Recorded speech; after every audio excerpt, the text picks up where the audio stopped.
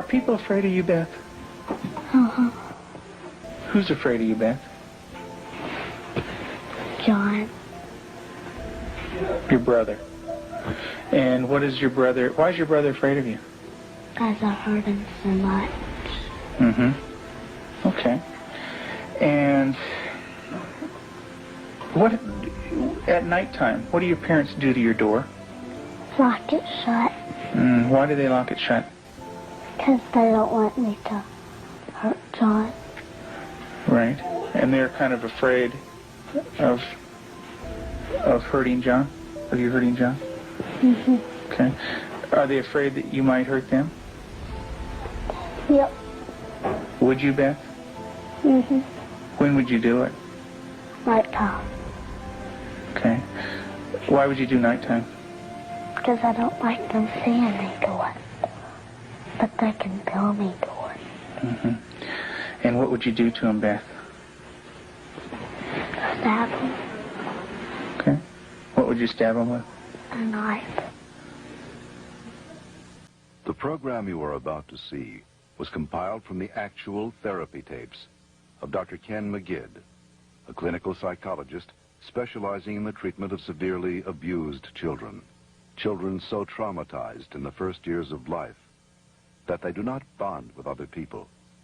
They are children who cannot love or accept love. Children without conscience who can hurt or even kill without remorse. This film shows the devastating effects of abuse on a child.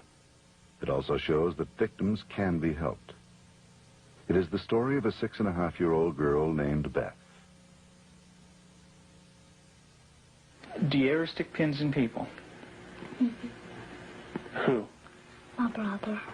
Okay. Do you do it a little bit or a lot? A lot. Okay. And what are you trying to do to your brother? Kill him. Why do you want your brother to die? Because I was hurt so bad, and I don't want to be around people. Okay. Who else would you like to stick pins into? Mommy and Daddy. What would you like to have happen to them? Die. To make our lives complete. We felt secure in ourselves and secure in our relationship, but we wanted to share that with somebody else, and we felt like we had a lot to pass on to a child, and that was what we really wanted to do. And when the phone call came, it was like, at last it's here. It seemed like a miracle. It had happened so quick. We'd heard of couples having to wait 5-10 years on a child, and here we had 2 young children. It was like the answer to our dream. Their dream became a nightmare when they realized that Beth and Jonathan had severe emotional problems. We had the kids with us, Beth and her younger brother John, for probably a couple of months until we began to learn something about their background and their past. And when we learned it, some things seemed to fall in place about her behavior and John's behavior. From several sources, we discovered that they didn't have enough food to eat. That perhaps even Beth went all day maybe with just a box of Kick cereal.